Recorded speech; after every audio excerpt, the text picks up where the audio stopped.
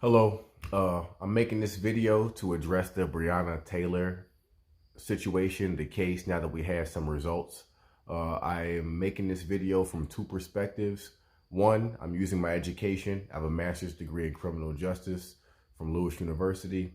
And two, I am speaking from the perspective of a black person in America. So if you don't want to hear an educated black man speak, this is your time to shut off this video and go somewhere else. You have been warned. Okay, now that we have the racist, stupid people out of the way, I'd like to shed some light on my perspective from those two points of view. So educationally speaking, I think that there are some legal things that the average person who has never studied criminal justice, never studied law, never worked in law enforcement doesn't realize about America. The first thing is that we have a two-tier system, the federal and state, which means all 50 states are pretty much on their own with how they want to run their state. That even gets broken down by county, by municipality, right? They can pretty much make laws, not willy-nilly, but they can make laws how they want and enforce laws how they want in their state. That's why gun rights in Texas are way different than gun rights in Vermont. The federal government provides the guidelines, but does not provide the particulars. So the federal government says you can do this and you can do that, and you can handle it however you want. The average person, I don't think, understands that fully, and that's why you get so many emotional reactions on social media, because most people do not know what they're looking at when they're looking at these legal systems, because the same reaction to Breonna Taylor should happen across the board. That's how it feels. Morally, these cops should be going to prison for murder, manslaughter, or something, right? They should be going down for this, legally speaking, from all the states' perspectives. However, that's not the reality. You have to zone into where this particular case happened. You have to zone into how Louisville has historically handled cases like this. You have to zone into the context of Breonna Taylor and this specific area of Louisville. That being said, that's one of the aspects of the educational perspective I wanted to share, is that since we have social media, we're seeing this destruction of the separation between Texas, California, and Illinois. There is no such thing anymore as these cases just staying where locally, right? I know about this. I knew about this in real time. That being said, our legal systems have not caught up, and they probably never will catch up to the magnitude and the connectivity between all of us, because we're all connected now. Instantly we're connected.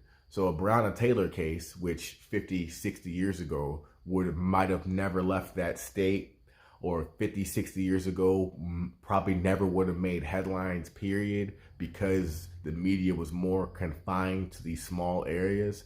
A case like that would stay there and it would be brushed under the rug. It wouldn't really matter, right? So it wouldn't really affect it wouldn't be in all of our consciousness. We wouldn't be all thinking about how could this happen. But nowadays, the reality is that through social media, all that is destroyed.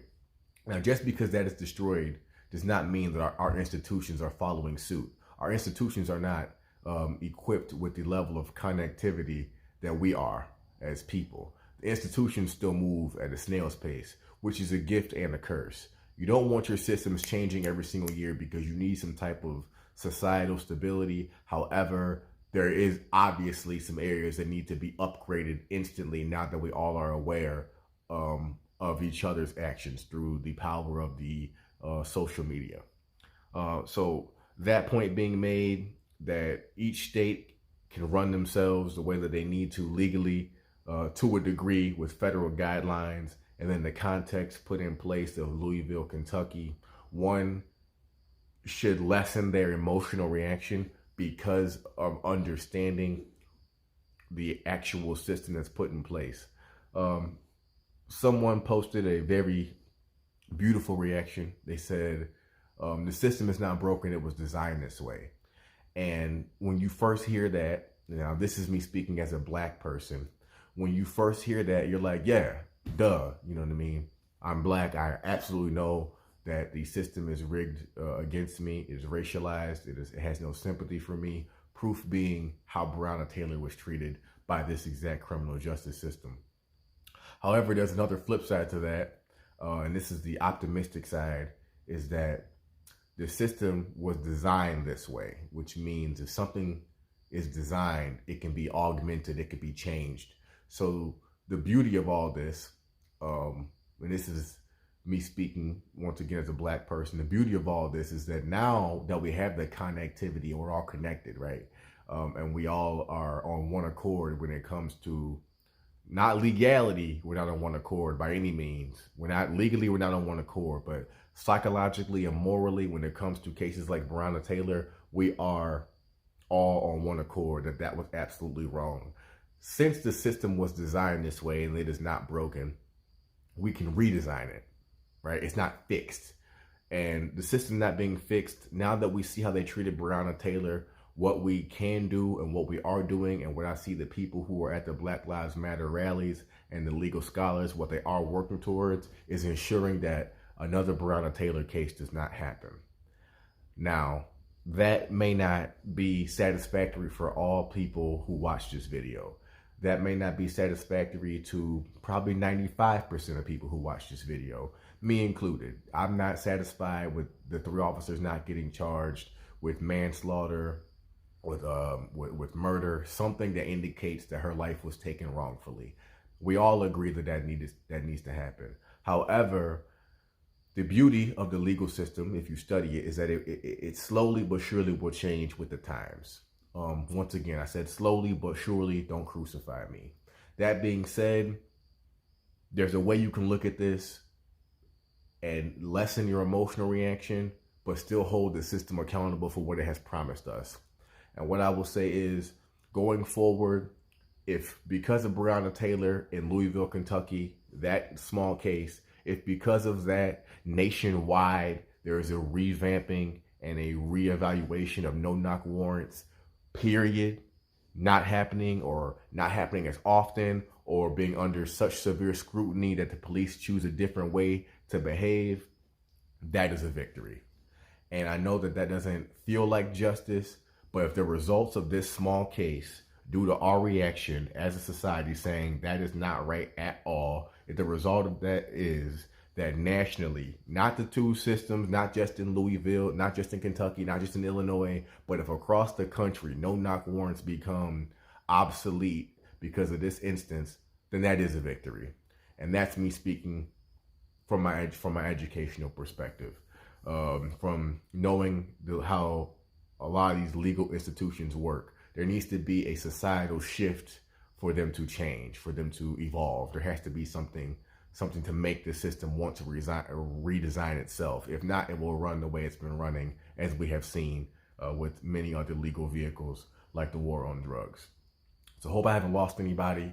I'm gonna wrap this video up in about 1 minute. I just want to speak from the perspective of a black person. Being black is such a complex emotion, especially in 2020, where you're seeing blackness put on trial, put on display, put on death row. You're seeing blackness put in your face, and we're being forced to deal with it in a different capacity.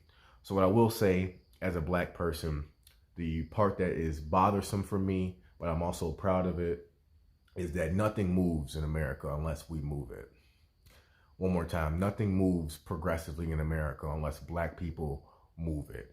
Now, when I say that, I'm not saying that black people are acting alone, but what I'm saying is we have been used as the moral compass for this country since its inception. Nothing morally or evolutionary speaking to bring our country to that next level moves unless black people are rioting in the streets. If you look at our history of our country, this is what has got women's rights. This is what's gotten or helped spark gay rights, religious rights, everything that black people have fought for that has helped progress the country.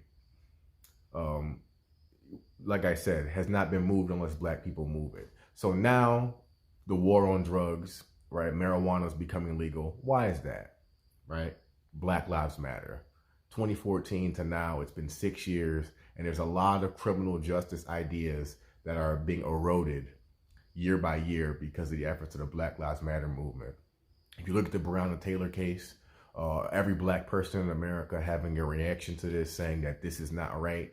If you look at George Floyd, every black person in America saying this is not right. There's not one black person you will find, or very few you will find, that will say that Breonna Taylor and George Floyd deserve to be executed the way that they were. That being said, us collectively saying this isn't right and hitting that moral heartstring of America is what's gonna force now no chokeholds, now no knock warrants in any state. You see, so black people being used as the vehicle and the moral pendulum of America, it's a gift and a curse. It bothers me because I wish it wasn't us all the time that was used as this guinea pig to show our country what the areas it needs to work on. I wish it wasn't the case, but it's also a badge of pride to know that we will not just sit down and take it, and we will not just break, and we have not been extinguished, we have not been terminated, and we continue to fight. It makes you proud of the skin you're in, knowing the power that you possess. Is that although the system has tried since its inception to beat you and break you and take everything from you, we still have found the power to say Black Lives Matter. So with that being said, I hope that this helped. I hope now that when you see the results of the Breonna Taylor case and other cases like it, you can kind of understand what you're looking at and understand that each state is allowed to handle things the way that they want. And a state like Kentucky, which is historically racist, can do something like that. That's incredibly racist. And there's not much that can be done except from this point forward, ensure that it doesn't happen again, and incorporate this case into the case law of Louisville, Kentucky, so that the next cop doesn't get away with it, right? The next cop definitely will get charged much quicker with less media attention needed.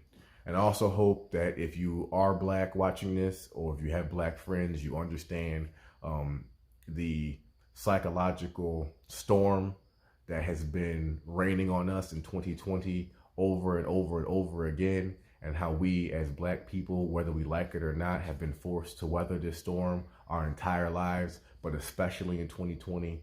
And that is my perspective on the Breonna Taylor case and being in this space in 2020. So thank you for listening to me. I try to keep it under 10 minutes. I went over, it's about 13 minutes long.